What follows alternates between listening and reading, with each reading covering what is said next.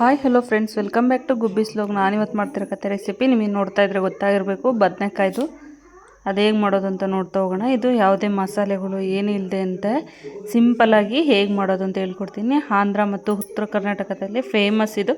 ನೀವು ಉತ್ತರ ಕರ್ನಾಟಕದಲ್ಲಿ ಯಾವುದೇ ಮೆಸ್ಸು ಅಥವಾ ಹೋಟೆಲ್ಗೆ ಹೋದರೂ ಈ ಬದನೆಕಾಯಿ ಪಲ್ಯ ಇದ್ದೇ ಇರುತ್ತೆ.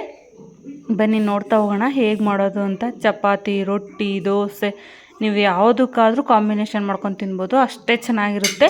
ಜಾಸ್ತಿ ಮಸಾಲೆ ಇಷ್ಟಪಡಲ್ಲ, ಅವ್ರಿಗೆ ಭಾಳ ಇಷ್ಟ ಆಗುತ್ತೆ. ಬನ್ನಿ ನೋಡ್ತಾ ಹೋಗೋಣ ಹೇಗೆ ಮಾಡೋದು ಅಂತ. ತಡ ಮಾಡ್ದೇ ನಾನು ಆ ಪಲ್ಯ ಮಾಡೋದಕ್ಕೆ ಒಂದು ಪಾತ್ರೆ ಇಟ್ಕೊಂಡ್ಬಿಟ್ಟು ಅದಕ್ಕೆ ಒಂದು 4 ಟೇಬಲ್ ಸ್ಪೂನಷ್ಟು ಎಣ್ಣೆ ಹಾಕಿದ್ದೀನಿ. ಎಣ್ಣೆ ಒಂದು ಸ್ವಲ್ಪ ಜಾಸ್ತಿ ಹಾಕ್ಕೋಬೇಕಾಗುತ್ತೆ, ಯಾಕಂದರೆ ಇದಕ್ಕೇನು ನೀರು ಹಾಕೋದಿಲ್ಲ, ಎಣ್ಣೆಯಲ್ಲೇ ಬೇಯಬೇಕಲ್ವ ಬದನೆಕಾಯಿ ಎಲ್ಲ. ಅದಕ್ಕೆ ಎಣ್ಣೆ ಬಿಸಿ ಆದಮೇಲೆ ಸ್ವಲ್ಪ ಜೀರಿಗೆ, ಸಾಸಿವೆ ಆಗಿ ಕಡಲೆಬೇಳೆ ಹಾಕಿದ್ದೀನಿ. ಕಡಲೆಬೇಳೆ ಸಾಸಿವೆ ಎಲ್ಲ ಚಟಪಟ ಆದಮೇಲೆ ಸ್ವಲ್ಪ ಒಂದು ಖಾರಕ್ಕೆ ಎಷ್ಟು ಬೇಕೋ ಅಷ್ಟು ಹಸಿಮೆಣ್ಸಿಕಾಯಿ ಹಾಕ್ಕೊಳ್ಳಿ, ಸ್ವಲ್ಪ ಹಾಕ್ಕೊಳ್ಳಿ. ಆಮೇಲೆ ಮತ್ತೆ ಖಾರದ ಪುಡಿ ಹಾಕಬೇಕಾಗಿರುತ್ತೆ ಅದಕ್ಕೆ.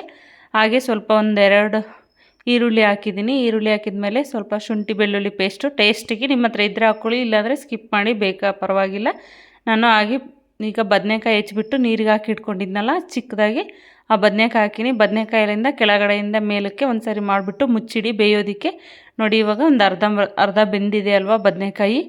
ಈ ಟೈಮಲ್ಲಿ ಒಂದು ಸ್ವಲ್ಪ ತಿರುಗಿಸ್ಬಿಟ್ಟು ಉಪ್ಪು ಹಾಕ್ಕೊಳ್ಳಿ. ನಾವು ಉಪ್ಪು ಅಷ್ಟೇ, ಉಪ್ಪು ಒಂದು ಸ್ವಲ್ಪ ಬೆಂದಮೇಲೆ, ಉಪ್ಪು ಹಾಕಿದ್ಮೇಲೆ ಬೆಂದಮೇಲೆ ಇವಾಗ ನಾನು ಅರಿಶಿನ ಪುಡಿ ಹಾಕಿದ್ದೀನಿ. ಅರಿಶಿನ ಪುಡಿನೂ ಅಷ್ಟೇ ಒಂದು ಅರ್ಧ ಟೇಬಲ್ ಸ್ಪೂನಷ್ಟು ಹಾಕ್ಕೊಳ್ಳಿ ಅರಿಶಿನ ಪುಡಿ.